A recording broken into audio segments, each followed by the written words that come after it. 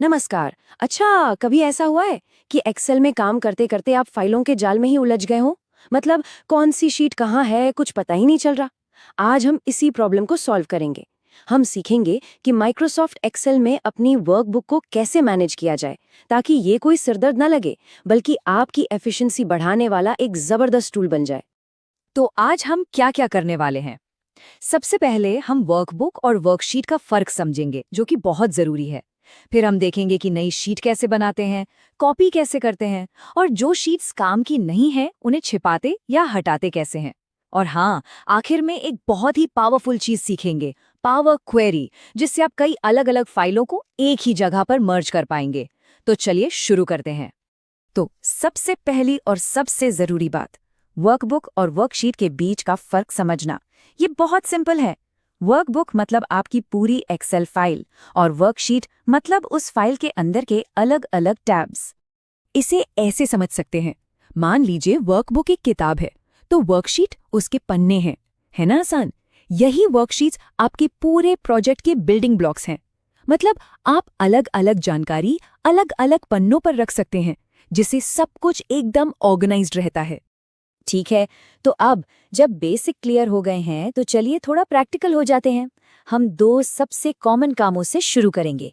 एक तो बिल्कुल नई खाली वर्कशीट बनाना, और दूसरा समय बचाने के लिए किसी बनी बनाई शीट को कॉपी करना।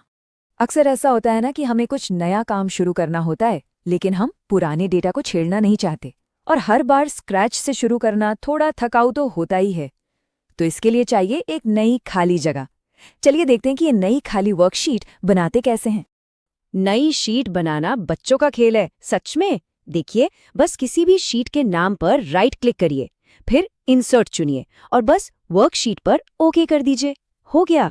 और हाँ, अगर आपको स्पीड पसंद है तो एक प्रो टिप है, अपने कीबोर्ड पर शिफ्ट और F11 एक साथ दबाइए और बूम, नई शीट हाजिर। अच्छा, अब दूसरा सिनेरियो लेते हैं। मान लीजिए आपने एक रिपोर्ट बनाई जिसका फॉर्मेट और स्टाइल एकदम परफेक्ट है। अब वैसी ही एक और रिपोर्ट बनानी है, तो क्या आप सब कुछ दोबारा टाइप करेंगे? बिल्कुल नहीं। चलिए देखते हैं कि पूरी की पूरी शीट को चुटकियों में कॉपी कैसे करते हैं। जैसे ये देखिए, ये हमारे पास महीने की सेल्स का डेटा है। अब अगले महीने की रिपोर्ट के लिए भी हमें यही कॉलम्स, यही फॉर्मेटिंग चाहिए। तो बस डेटा बदलना है, स्ट्रक्चर तो सेम रहेगा। ऐसे में शीट को कॉपी करना ही सबसे स्मार्ट तरीका है। और इसे करने का तरीका भी बहुत आसान है।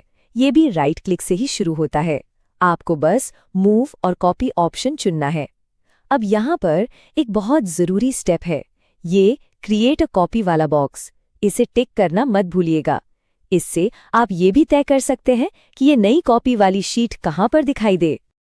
चलिए अब अपने वर्क स्पेस को थोड़ा साफ सुथरा करते हैं। मतलब जो शीट्स जरूरी हैं उन पर फोकस करेंगे और बाकी को या तो थोड़ी देर के लिए छिपा देंगे या फिर अगर उनकी बिल्कुल जरूरत नहीं है तो उन्हें हटा देंगे। कभी कभी हमारी एक्सेल फाइल में इतने सारे टैब्स हो जाते हैं कि एक भीड़ सी लग जाती है ना, और फिर ज़रूरी शीट ढूंढने में ही टाइम निकल जाता है। तो इसका एक बढ़िया उपाय है शीट्स को हाइड करना, यानी छिपा देना।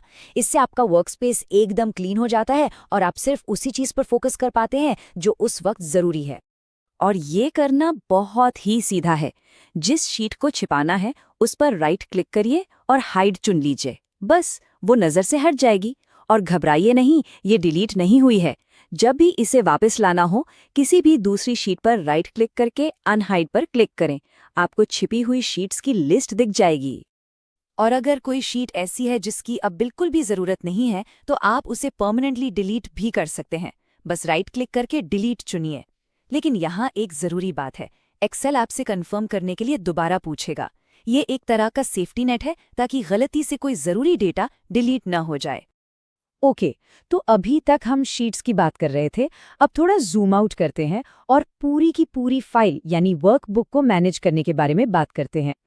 ये स्टेप्स आपको बहुत बेसिक लग सकते हैं, लेकिन ये है बहुत ज़रूरी। किसी फाइल को खोलना, उसे बंद करना, और सबसे ज़रूरी, अपने काम को सेव करना। जब भी आप फाइल बंद करते हैं, एक्सेल आपसे पूछता है कि क्या आप चेंजेस सेव करना चाहते हैं। ये छोटी सी चीज़ हमारी सारी मेहनत को बर्बाद होने से बचाती है। चलिए, अब हम इस सेशन के सबसे पावरफुल हिस्से पर आते हैं। जरा सोचिए, आपके पास अलग अलग महीनों की या अलग अलग टीमों की 10, 20 या 50 एक्सेल फाइलें हैं और आपको उन सब का डेटा एक ही मास्टर शीट में चाहिए। कैसे करेंगे? चलिए सीखते हैं। इस काम के लिए हमारा हीरो है पावर क्वेरी। ये एक्सेल के अंदर ही एक ऐसा जबरदस्त टूल है जो आपको अलग अलग जगह से डेटा लाने, उसे जोड़ने और साफ करने की ताकत देता है। और सबसे अच्छी बात, इसके लिए आपको कोई मुश्किल कोडिंग सीखने की जरूरत नहीं है। लेकिन पावर क्वेरी का जादू चलाने से पहले 2 गोल्डन रूल्स हैं जिन्हें याद रखना है। पहला, आपकी सारी की सारी एक्सेल फाइलें एक ही फोल्डर में रखी होनी चाहिए। और दूसरा, उन सभी फाइलों में कॉलम के नाम बिल्कुल एक जैसे होने चाहिए। अगर ये तैयारी आपने कर ली तो बाकी का काम बहुत स्मूथ हो जाएगा। तो ये होता कैसे है? बहुत आसान है। बस एक नई खाली वर्कबुक खोलिए, फिर डेटा टैब में जाइए और वहां gate data from file from folder ये ऑप्शन चुनिए। इसके बाद बस उस फोल्डर को सिलेक्ट करिए जिसमें आपकी सारी फाइलें हैं और बस पावर क्वेरी बाकी का सारा भारी काम खुद ही संभाल लेगा। और नतीजा ये देखिए, आपके सामने एक सिंगल बड़ी टेबल तैयार है जिसमें आपकी सभी फाइलों का डेटा आ चुका है। और कमाल की बात यह है कि इसमें एक नया source.name कॉलम भी जुड़ जाता है। ये कॉलम बताता है कि कौन सी लाइन किस ओरिजिनल फाइल से आई है, मतलब डेटा कहाँ से आया, इसका हिसाब किताब ही बना रहता है। तो आज हमने वर्कशीट बनाने जैसी बेसिक चीजों से लेकर पावर क्वेरी से कई फाइलों को एक साथ जोड़ने तक का सफर तय किया। अब सवाल ये उठता है कि इन जबरदस्त टूल्स के हाथ में आने के बाद डेटा को ऑर्गेनाइज करने का तरीका कैसे बदलेगा। इन नई स्किल्स को अपने अगले प्रोजेक्ट में जरूर इस्तेमाल करके देखिएगा।